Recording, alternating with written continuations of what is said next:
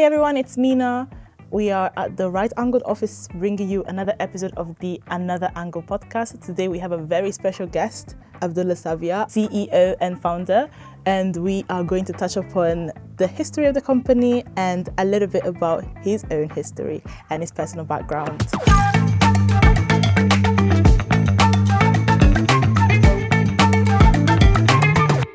Welcome to our podcast. We are very honored to have you. Founder, CEO, scientist, entrepreneur, healthcare professional, and you've also developed a patented technology. And on top of that, you're also a father. Yes. Tell us a bit more about who you are. Tell us about yourself. Let's start with the father bit. I'm a dad to two young boys, Ilyas and Adam, who with their mom are like the world to me, to be frank. And beside that, at work, I'm just the guy sitting in the office, to the back of this office. And yeah, that's basically it. So many accomplishments. Could I ask, how old are you? I'm 33. Are you proud of yourself? Well, look, I think proud is a big word, I think people should not feel, what's the word? Complacent? Not complacent, maybe, I don't know. You should not really feel settled. I think settlement and feeling that, you've done what you wanted to do is a recipe for, a decline. Mm-hmm. So I think there's a lot more to be done. But as far as for the progress that we've made over the past few years in terms of business, I'm pretty content. Yeah. Yeah. That's great. We're going to start off with an icebreaker game. Mm-hmm. Okay, this is the first game that we have on the podcast, and we thought you'd be the best guinea pig for this. Let's go. Let's see. I'll tell you the rules. You have 10 questions. Okay. In 60 seconds, Yep. You must answer. No repeats, no overthinking. Mm-hmm. Ready? I'm ready. What year was Rightangled founded? 2015. Who was your first hire? Hitesh. One word to describe Rightangled's mission? Personalized medicine. What's the biggest challenge you faced as a founder? Funding in the beginning. Money. What was Rightangled's first product? The hard DNA test. Who was your first investor? It's the NHS. What's the biggest risk you've taken at Rightangled? The biggest risk, probably starting the business where I had absolutely no clue how I'm going to build the product or even, launch it. What's one thing you wish you did sooner? Time. I would say probably getting to the right product earlier. What's the next big goal for Rightangled? The next big goal? It's absolutely the delivery of treatment plus testing put together. If you could be remembered for one thing, what would it be? I would like to be remembered for the guy who was working on delivering personalized healthcare in its true sense, not as a, jargon. Mm-hmm. We are going to expand on this further in this podcast. How did he do for time? 120. Oh! Was that like big? Okay. Fine. You didn't win the challenge, but hopefully one of our next guests might.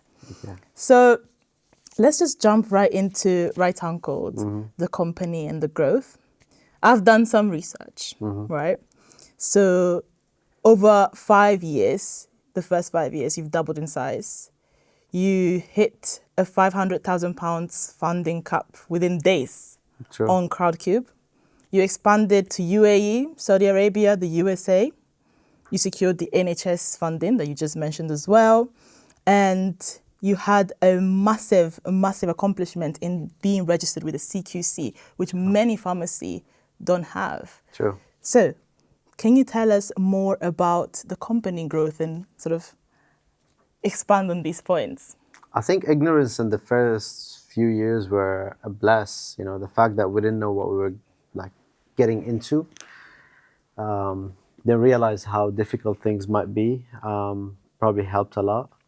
Um, but yeah, I must say, one of the very first things that I set out to do was initially building a technology. It was a medical device, which we wanted to launch in the mass market for, being a finger prick, detecting DNA sequences. And the idea for it was to be applied on the cell-free fetal DNA, which was more towards, detecting the gender of the baby, if it's a boy or a girl, based on the Y chromosome, if it's present. And that's basically fetal DNA circulating in the maternal blood from week 5 of gestation, then it's enough to give a positive result, and that could basically be that was the original idea. I didn't have a clue how to build the technology, but I started the business, and I was like, let's get started. And you've been successful at it as well. No, well, ultimately we came up with a protocol that did ultimately work, and we've proved that concept, and I think that was the greatest, I must say, light bulb we've ever had in that journey, when we came up with a protocol that actually made sense. So we ran it with my professor at uni, which is the time when I was actually working on that project. And then we took it to a firm in Cambridge who did that kind of lab testing to validate the protocol. And based on that, we were able to file a patent, which we got granted eventually. But again, it was quite a journey since then. That's amazing. I want to take it a step back. You mentioned university. You went to University of Warwick, Sure. isn't it? So this whole journey was inspired by a colleague's mother suffering 5 strokes, I hear, is it? Yeah. Can So you tell us a bit more about that? yeah, Florian is my co-founder. She's the one that. Okay, so just some context to the story. To the back of that project, which was the device, we tried to get some funding for it. We couldn't. Every VC we'd speak with, they would just tell us to go and apply for grants, which will de-risk the proposition to them. So because they wanted to have a product that was closer to the market, Of course. not something to be in that clinical, Phase. phase yet. So grant funding coming back rejected because my writing skills weren't as adequate. I've decided that, you know what, I'm not in business to become an excellent writer. And during that time, my co-founder Florian, she asked me, let's do that genetic test called 23andMe. So we've done that 23andMe, and she found that she was a poor metabolizer to a drug called Plavix, which she straight away recognized to be the same drug that her mom was taking. But knowing that she was a poor metabolizer to the drug, that got her the idea of probably that's the reason why the drug is not working for her, and why her mom is always showing gum bleeding, bruises, already gone through 5 strokes. So all those kind of things together, myself, being already in that genetic research, already, looking into those applications for that device, I told her, yes, probably that's the reason. Maybe you want to take that report to her cardiologist and speak with him about it. So they went to France, where she's from, and they had a chat with the cardiologist, and he said, yes, that's probably the reason, but I don't know what else to do, we have straight kind of guidelines. We go through drug A. If it doesn't work, we go to drug B. It doesn't work, go drug C, which is the kind of like common, theme in medicine in general. So you found the gap in the market. So we found a gap in the market, and that was when we kind of like pivoted in a way. We said, okay, you know what? If this device is going to require a lot of money, which we don't have, let's file the patent for it, and let's start working on this kind of platform. And that was the time when we went to the NHS and we pitched them the idea, and they had the innovation adoption arm in the West Midlands that had a pot of money for companies that are able to bring more value, originally to the NHS. So for other founders that were, that are in the same sort of situation that you were back then, do you feel like once you got your first investment, it was, smooth sailing into securing the rest? Not at all. Because at the time, okay, here's the thing. I feel a lot of entrepreneurs probably like early on, they wait for the money to come before they get started. And that's understandable. Obviously, you need money, you need cash to be able to, get moving, start hiring, start doing things. But what I find more important than this is probably just making the decision that this is what I want to do and there's no coming back from it. So before we even got the NHS funding, even after actually we knew that we would get the NHS funding, I was already in the process of getting a personal loan.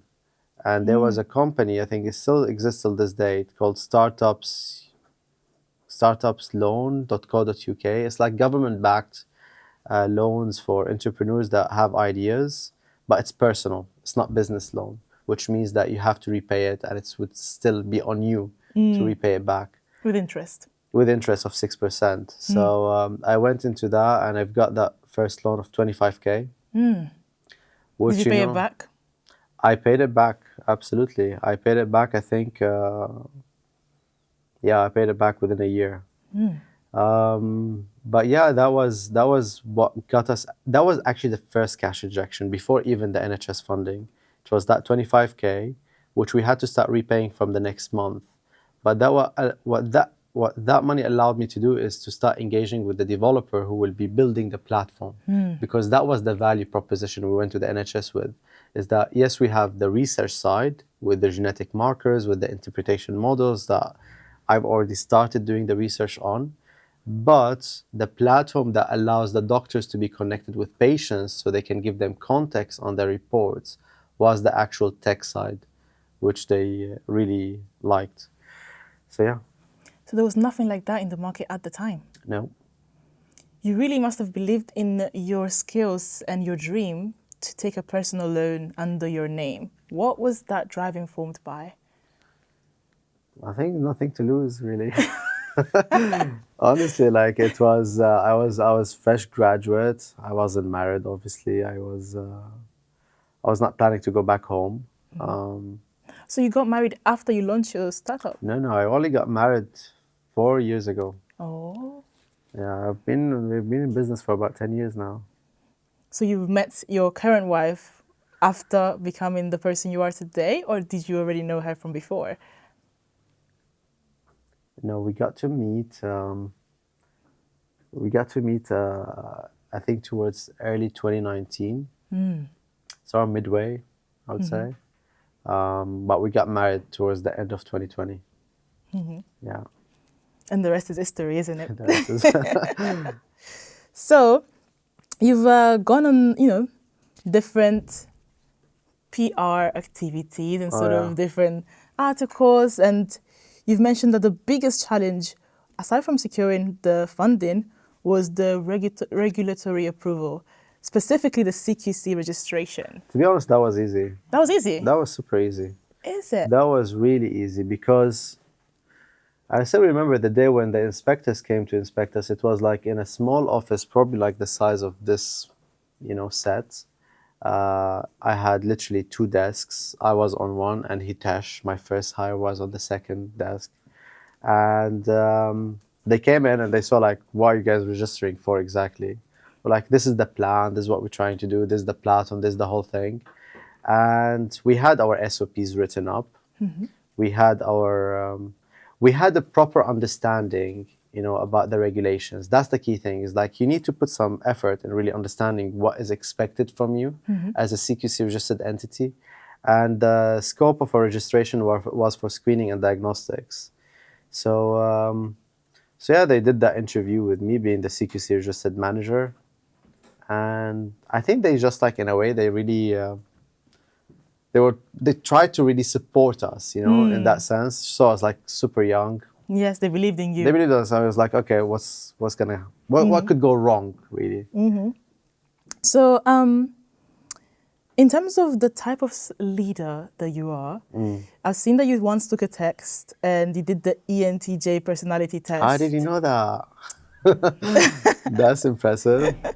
And it came out that you are a strategic leader focused on change and innovation. Is it still true today? I think so. I think the symbol of that ENTJ is the commander. And I don't know, some people might find me quite firm, some people might find me quite fair, you know. I think what matters to me at the end of the day is what progress we're making and what we are able to achieve. And obviously, you know, if there is no progress, it means that there is something that needs to be fixed. So we need to innovate. We need to think outside the box. Yeah, and just simply use our head, you know. Another thing that you've said in your past is that you believe that every experience, even failures, are a learning opportunity, and it's super important to adapt quickly. You've also said that you respect risk takers, and Muhammad Ali is one of your inspirations. True. Yeah. I had a big poster of him whilst I was at uni in my room. Yeah. I can imagine that already. Yeah. So when it comes to choosing your workforce, do you apply these sort of parameters to them? You want them to be risk takers? Do you want them to be adaptable? Do you want them to kind of reflect? Do you try to find a bit of you into the people that? True, not really, to be frank. I think people are, you know, come with different backgrounds and they come with different personalities. And I feel that the most important element for a manager or a founder, you know, to have is thinking about your team as an extension of the things that you are not able to do. So when I look at someone, I always assess what are they really good at. If they have something that they are really great at, you know, no matter what that might be, it's already a value in itself. Really good signs for this is someone when they're passionate about something, you know, or they are, when they talk about a subject with, you know, a smile on their face, you know, that tells you that they're dedicated to their crafts, you know. So yeah. So let's now get back to the present times. It's 2025. It's been quite a while. At the moment, what is happening at Rightangled? I think the biggest thing is, okay, look, so Rightangled obviously had two phases, right? We had that testing phase where we kind of like exploded for a short period of time. And obviously that was a big thing for us because definitely stress tested all the SOPs that we have written up. It got us to experience what it means to run at a scale, and definitely gave us that confidence of knowing that we can do it again. So when we ventured into the online pharmacy, the progress has been quite steady, and the growth has been quite steady, and I can see this, you know, being sustained for the long term with more services and more offerings that we can, you know, deliver in that online pharmacy world. As for the future, we are already working on an app, or at least, you know, we have finished the design phase of that. We're looking to launch that with in-house tech team that will be able to develop it in-house. We also have the warehouse side, which we also just getting started with. Sorry, the wholesale, yeah. The wholesale side, which is something that I'm personally super excited about. What makes you excited about it? The wholesale element. B2B. I think it's pretty more to do with my background. My first job ever was a salesman. Yeah. In what industry? In cosmetics. I used to sell fragrances and cosmetics for at Sephora. At Sephora? Sephora. Wow. For a So brand you called were Givenchy. doing the 9 to 5 like us commoners. Well, trust me, Wow. more than that. That was more like 12 hours a day. Do you And miss standing. Do you miss it? I miss it. I do miss it. And I actually think that was the best experience I've ever had in my life. Is it? Yeah. Why? Another thing that you might know as well, when I was actually at uni, I actually did do some door-to-door selling as well. I did do that. Do you feel like those skills are skills that you're still using today? Yeah. They I do shaped you. appreciate the training that I received before I start that job. Before I started those jobs, there's an element of, knowledge you need to have, and preparedness, to be put in the right mindset when you go out, speak to clients, speak to people. And, I think that training that I received back in those days, I think got me into that right mindset when I went out and started speaking to people. I'm a little curious about your upbringing. Okay. What was it like growing up? Did you grow up in the UK? No, I grew up in Syria, in Damascus. So tell us a bit about your family. Okay, so so my mom is originally Syrian. My dad is Saudi. They met on a plane A plane going to where? to Khartoum in Sudan. Wow. My How mom was random. an air hostess. Love at first sight. Yeah, he was a passenger. He was just sitting there. But yeah, that's how they met. And my dad used to travel a lot, so she used to travel with him. Anyways, I was born 1991, and Do you have siblings? I do. How many? One brother, one sister. One brother, one sister. Are you the... I'm the middle one. You're the middle one. Yeah. Is that a good place to be, the middle? Not at all. I don't know what you know about the middle one, but they have the worst part of the whole thing. Yeah, it's not a fun place to be in. Which again, I think is another reason why it's good, You have to kind of carve your own path. Exactly. Are you close with your siblings I am. till this Very, day? very, very close. Are they in the UK? No, they're both in Saudi. Oh, wow. Yeah. When was the last time you saw them? My brother was here last week, and Oh, my wow. sister I saw like just over Christmas.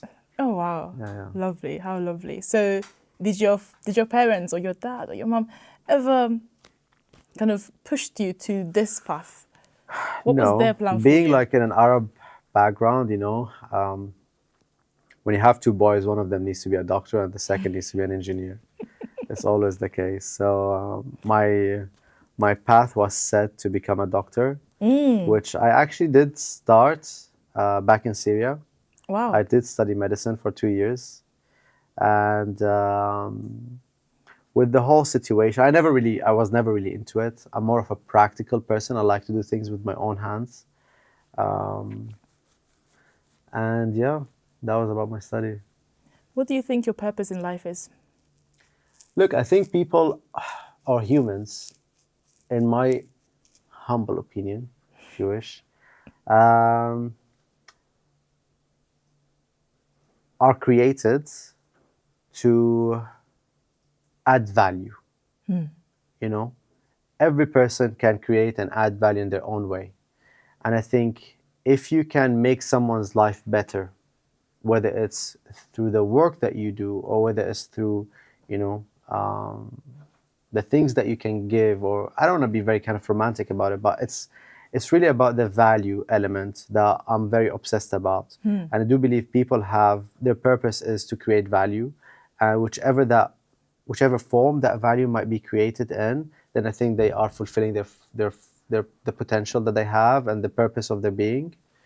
My purpose probably might be in hopefully being able to make a change in the way that healthcare is being delivered to people. If we can do that by delivering it in a quick way, in a more affordable way, then this is value. And hopefully at some point in the future, we can, realize that dream of truly delivering personalized healthcare. Thank you so much for joining us. I know you've got like the busiest schedule. I hope you enjoyed being thank you for having part me. of this, and we really appreciate your presence. And thank you guys for tuning in. We are streaming on multiple platforms, YouTube. Make sure to subscribe, like, comment, Apple Music and Spotify. See you again in our next episode launching next week.